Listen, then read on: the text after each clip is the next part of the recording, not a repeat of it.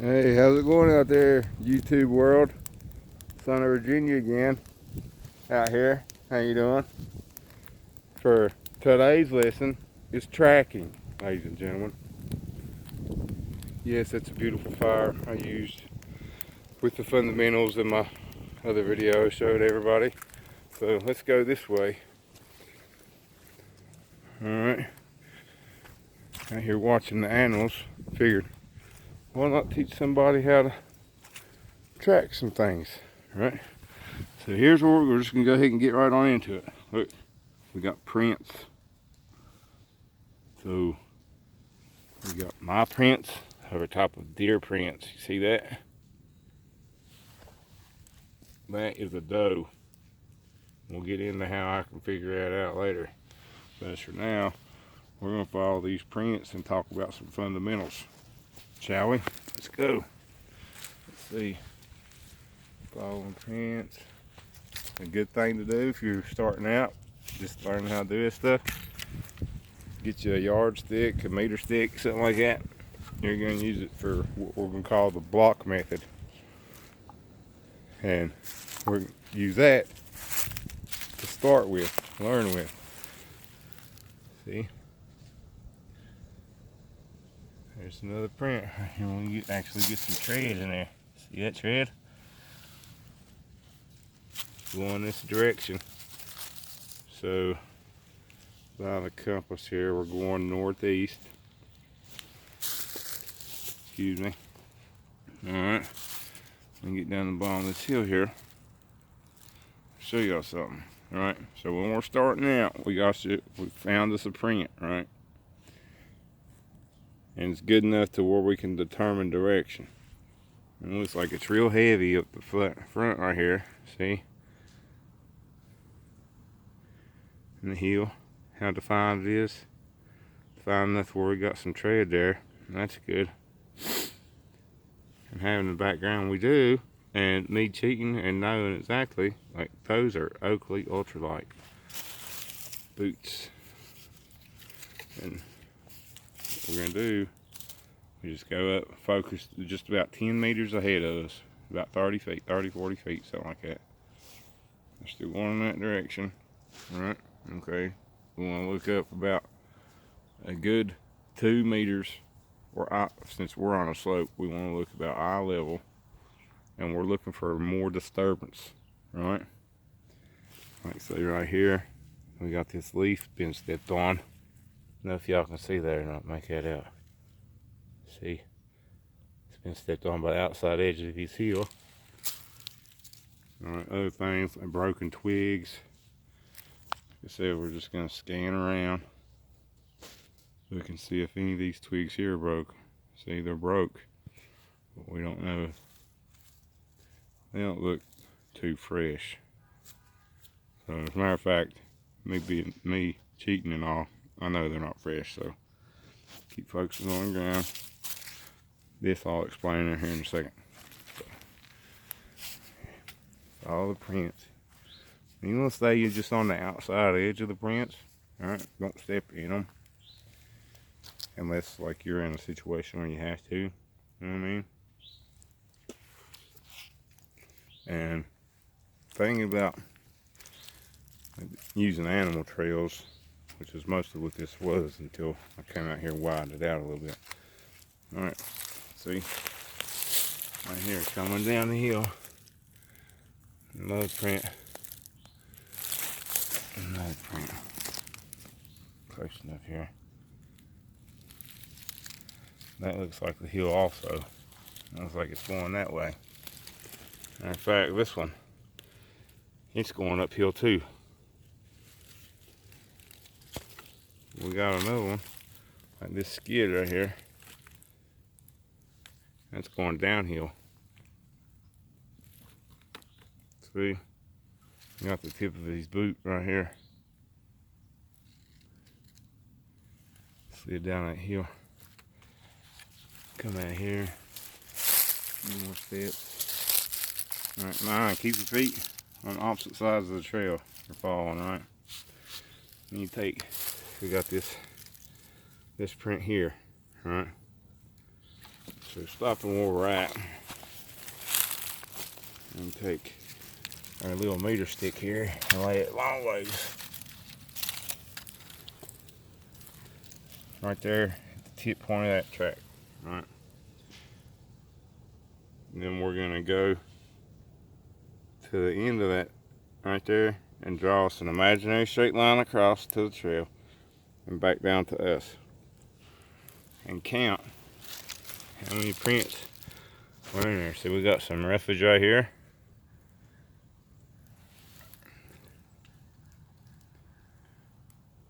I'm counting 2.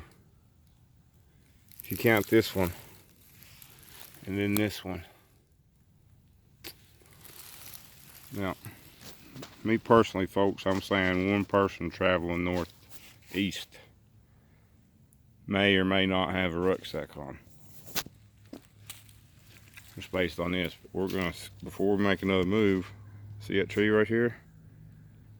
And go about up to about right there and over and back down to us, all the way down to our feet. And again, we're looking for disturbances in the ground, maybe some animal track or whatever. I mean, we don't have a dog, but we're gonna have to rely on our senses out here. If we did have a dog, we would want a fresh scent for sure, especially if this is after it has rained and the wind being what it is, less than 5 miles an hour coming from the south. I think the dog would be able to pick that up pretty good. But if this is like before, like say it's gonna become a big rainstorm tonight and we couldn't get a dog out here till tomorrow or whatever, like it would completely wash away the scent, right? So anyway, no, there's no disturbances other than me stepping on leaves. We've seen that he stepped on leaves through here, right? So walking carefully and ever so slowly, and keep these prints right here in sight as long as we can.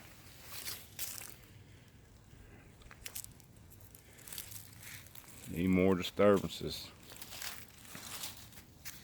If y'all can see that right there.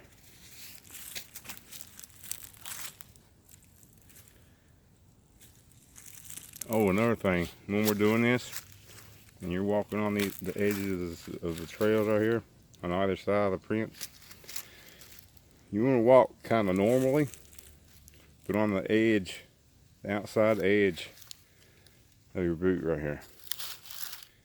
Step to the heel and just roll it in. And it doesn't matter if it's on top of leaves or not. Like, the slower you go, the quieter you'll be. And just put pressure on it. You got you some balance. Just ever so slightly, just roll your foot forward and into it, into the palm. Put pressure on it. Alright, you got your balance. Got your prints in line. See, he's tried to see how this limb right here, get closer. He stepped on this right here, you see that? That's down in the ground like that. Definitely been stepped on. We can put our stick out. Look, we got an obscure print here. It's either a squirrel or a cat, possum, something like that. It's real small. Yeah. Animal trails are good and bad. They have their pros and their cons. All right, but we're not in wartime, so we don't have to worry about any mines or tripwires. We just need to follow the track. And if you are doing something like this, somebody's on your property or came through your property and you're doing this, like say for example, say my neighbor lives at the bottom of this valley right here at the very end. See, let's say an Appalachian meth head, aka Tazewell County Bigfoot, sneaks over that hill and down through here and breaks into his back outbuilding, which has been known to happen more than once. And they take off up here through the woods, trying to get out over through the top of this road out here. So this is a way to do it. Confirm his track. I'll tell you right now, I mean, outside of town limits, having your own property and stuff, it's better to know this shit for yourself. Look at this. Big old smudge right here. Put our little yardstick out here. It's probably about 2.5 foot, 3 foot, maybe 3 foot if we're lucky stretching it. But you can see right here in the arch, whoever it is, they're coming back this way towards us. Also, we got a print up here. It's going that way. We're just gonna follow. But remember, we're gonna stop, look, scan, 3 more disturbances, anywheres. One other good thing that'll help you is being familiar with your whole area. You know what I mean? And tracking animals, it helps to know what the prints are. I ain't seen no, I've only seen that one doe print up there. I ain't seen nothing else. There's another right here. See that? This tells me, let me get down in here, see how it's pumped up right there like that? That tells me that homeboy's got some mud caked on the bottom of his boot. And he's tromping down through here. There's another little smudge print right there. I don't know if y'all can make out of it.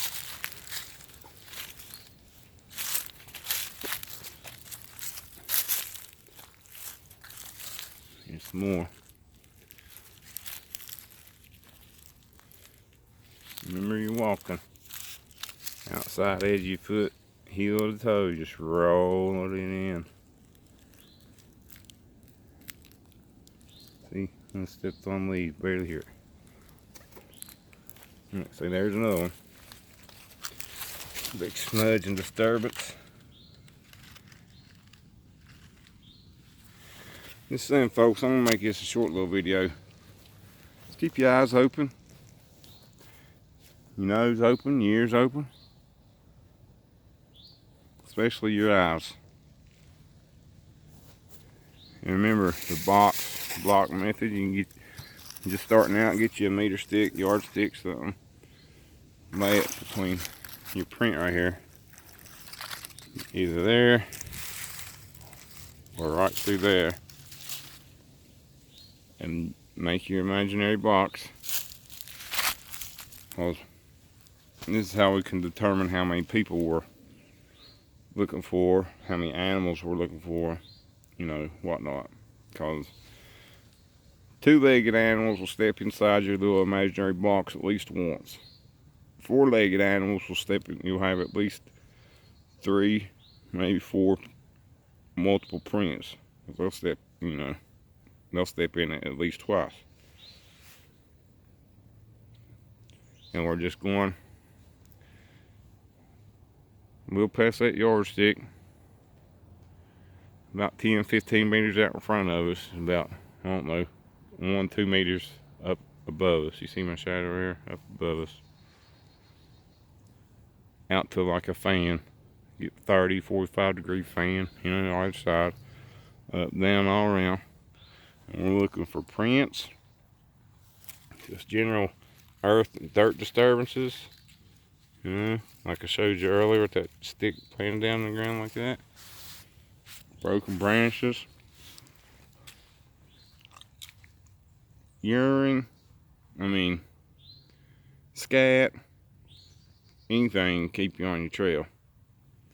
You know, this is without a dog now. If you got a dog, then more power to you. But I'll tell you one thing, if you do have a dog and they run into, let's say, you know, it just snowed here last week, so ice, remember folks, ice, sand, and water will destroy the scent for your dog. You want to try to help them navigate either through that, over that, past that, what have you. And you encounter something like that, then it'll be up to you anyway. The dog loses its scent no matter what, or if it gets tired, or you get tired, you know, that's in the ball game right there. So just keep a steady pace, stay patient. That's the most important key, is staying patient and persistent. Slow. Take your time. Walk very methodically. Like, it doesn't matter, you know, like, let's say you're armed, you know what I mean? And you're doing this, like, say this is like for real. You know, somebody did come over the hill and break into homeboy's building and stole a bunch of power tools and stuff. You know, like, based on where we're at out here in the country, man, like, you don't know if a dude's, because he's had to hike at least 2 miles to get back in here. You know what I'm saying? So, and if anything like that was to happen, like, you don't know what's at the end of that trail, I guess is what I'm saying. So it's hard to tell if the Appalachian Bigfoot, you know, is so spun up that they are armed, or they took the property and skedaddled, or what. You never can tell. I'm just saying, stay resilient, stay patient, take your time, do your little box method until you can get used to scanning and looking, picking things up on your own. And the number 2 best thing that would help you over your patience is knowing your area, knowing disturbances to look for, things like that.